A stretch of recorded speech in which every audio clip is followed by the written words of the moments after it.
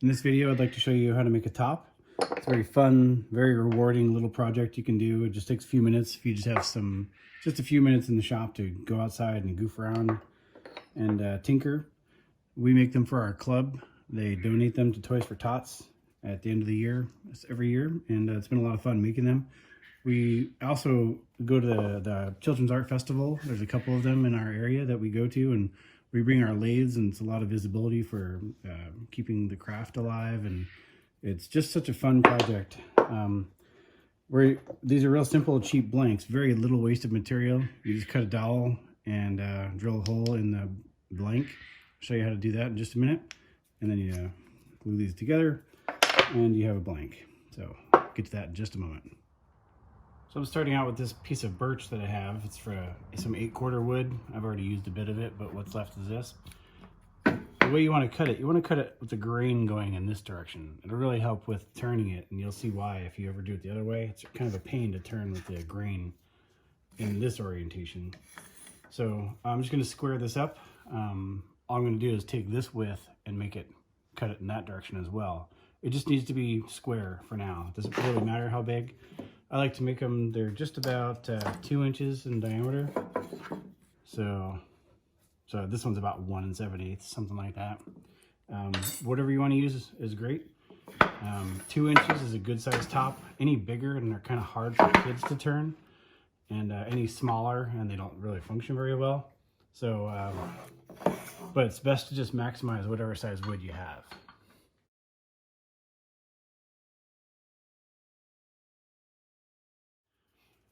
So the thickness of this is just a little over 3/4. That's a great length for turning your tops.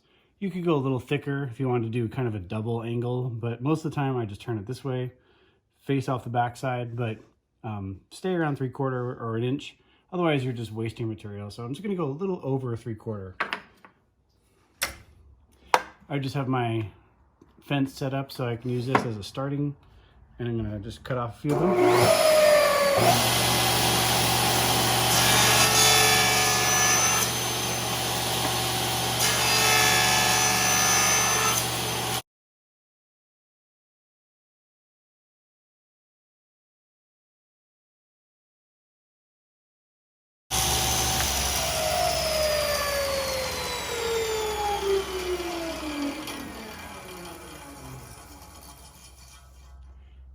Save your fingers and use this as a blank for a little box or something, but I don't like to get any closer than that to the blade.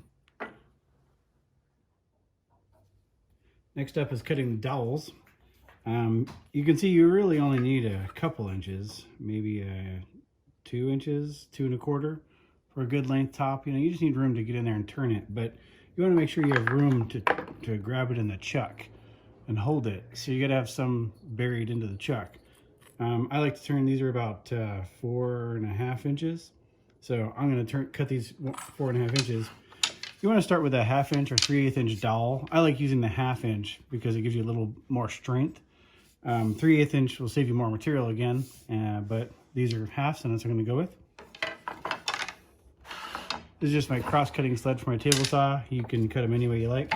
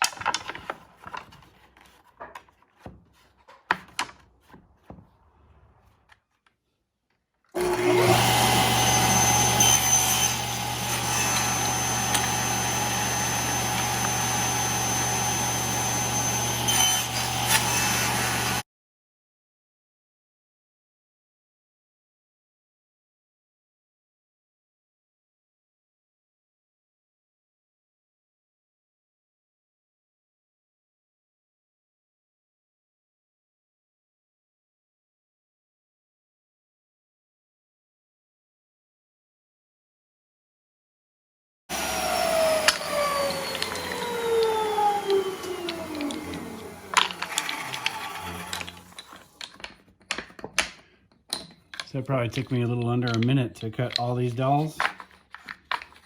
So let's move on to the next part. Next up is drilling the hole in the blank. You could mark the center of these just like any other blank.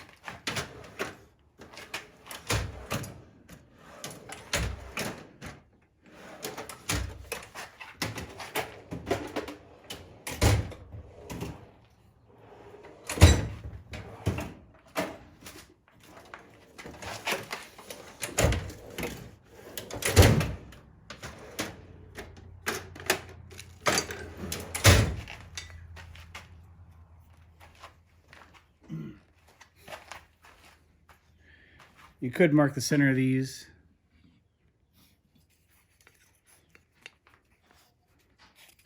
Go toss it on your drill press and then chuck it up, find the center. I think it's very simple. You just chuck it up in the lathe. Grab some jaws that'll hold these. I think these are the 50mm jaws that all these chucks come with. Centered. So now I'm going to take my chuck, drill a 1/2 inch hole.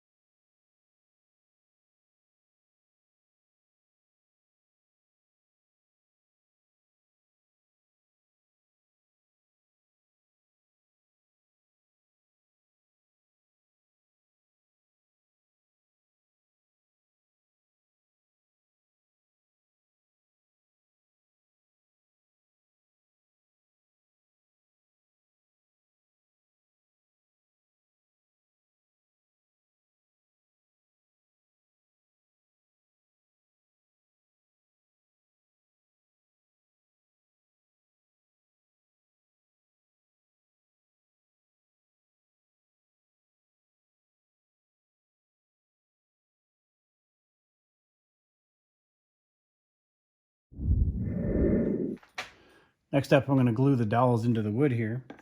You might want to sand this. Just take a light touch of sandpaper, just to make sure there's no fuzzies. Because one thing I forgot to mention earlier is you want to get good quality hardwood dowels. They'll be pretty close to exactly a 1/2 inch. And since they are, it's a good interference.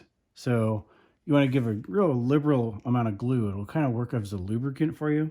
But also you don't want to hit it too hard because you can split the wood. So make sure that you get any fuzzies off, because any thicker in diameter are these pins and you're going to bust your blank. So I just used, this is just a 2x4. I put maybe that's like a 1-inch counter bore, just a real thin counter bore. You actually want the dowels to protrude just a little bit, or you don't have to, but I like to. Gives you a little extra room to work with.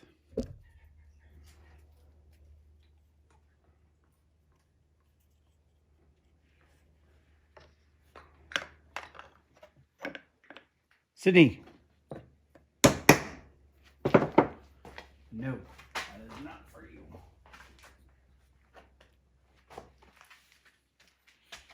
This is the one Sydney just got. It just fell off my table.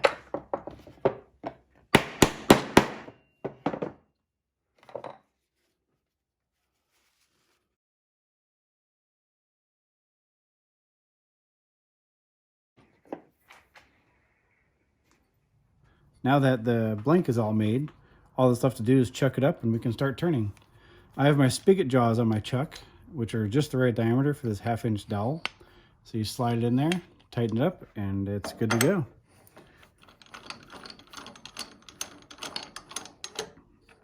You're going to want to bottom it out on the face. You could leave it out a little bit, but the better fit you have on there, the more strength you're going to have while you turn the outside with no support from the other side. Anytime you have square edges, you want to make sure to lay the turn by hand to make sure you're not going to hit anything. You want to make sure the chuck doesn't hit the tool rest, or the wood doesn't hit the tool rest. With a good hand spin, you can start. Ready to rough it. I'm going to start with spindle roughing gouge. This is the Carter & Sons big aluminum handle. Very robust. It's more than you need for the job, but it'll definitely get the job done. I'm going to start spinning about 800 RPMs just to get started while I rough it out. Real light cuts on this. The dowel is strong, but you don't want to torque it too much because you'll actually give it a spiral fracture.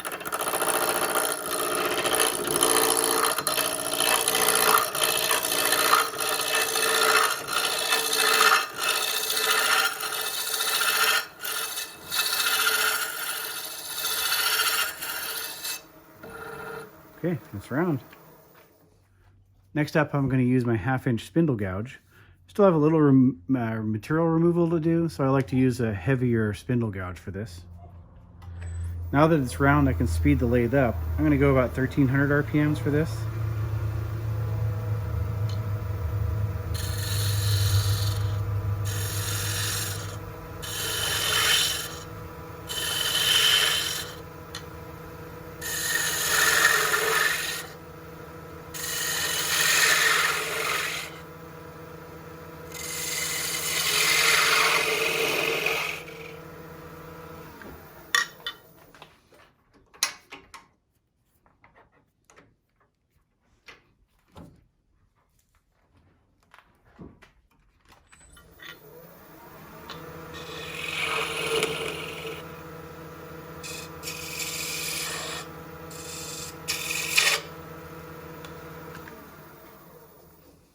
See what I did wrong there is I had the flute a little open, so when I caught it, pulled it away on me. You want to make sure you have the flute all the way closed and enter the cut real light, and then you can open up the flute as you start cutting.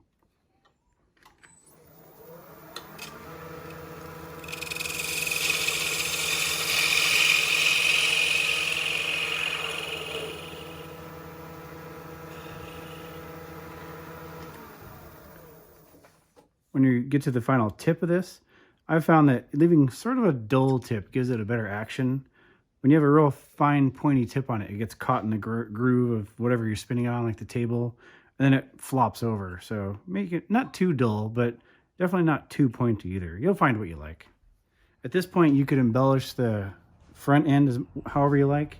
You could use markers or a spiral gouge or any embellishment you want. For today, I'm just showing you a basic top technique, so our project. So I'm gonna leave this just what it is. I really like just plain hardwood. And now I'm ready to do the backside. You only need a little engagement left. You can see I've got, that's maybe like a 1/2 inch. I like to leave 3/4 of an inch or so, but you don't need much. Cinch it down good and tight.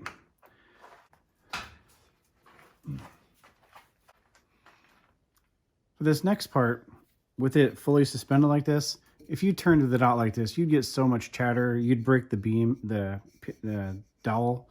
So I like to support it on the other end with my live center, but you'll see that the live center has a groove here and it leaves a good imprint on the wood. So I just cut up an old mouse pad and a little square, put it up against there, and that'll protect the tip of it from getting that ring in it. Unless you want the ring, then that's a great project, or a great design, excuse me.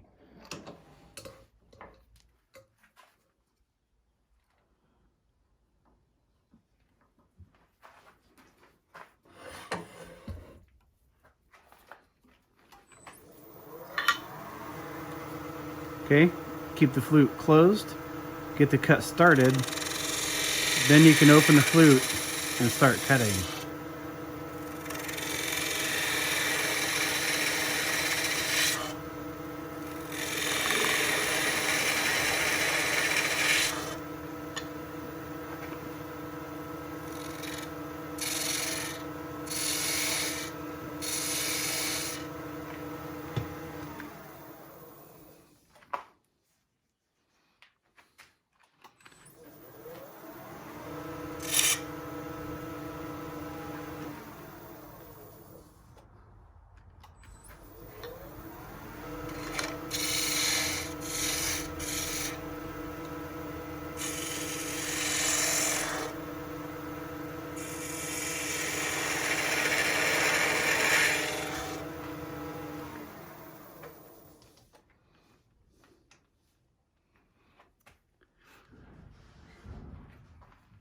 Okay, I'm ready to clean up the entire backside. This dowel is too thick for the handle you want to do. Here's a few different handles I've done. You'll find the shape you like and stick with it. The length is a little optional as well. You don't want to be too long because it makes it squirrely, but too short, you won't be able to grab it and spin it. Same with the diameter. You want to be able to spin it with just snap your fingers. So too thin and you won't be able to snap very well. So just find what you like and stick with that.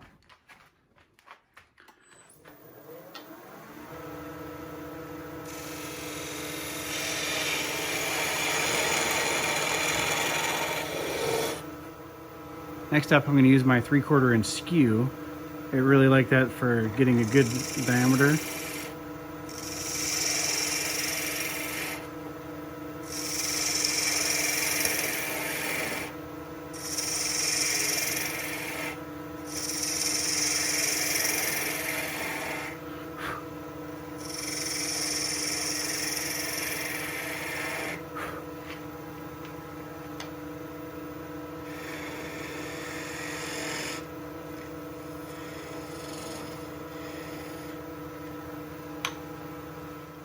If you want to go with a slightly concave stem like this, I like to cheat and use my little scraper. It's a Boxmaster tool.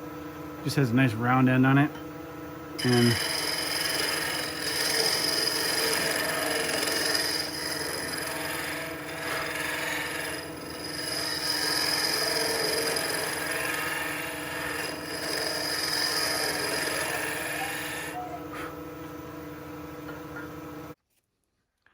I'm going to touch that up with a little sandpaper.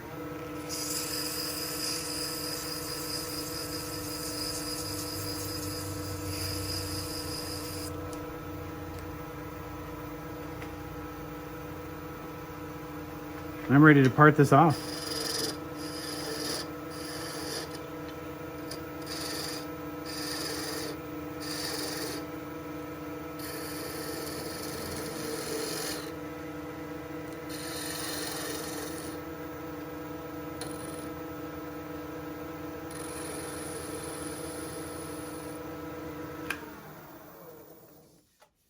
A little chunk out of it that I just caught.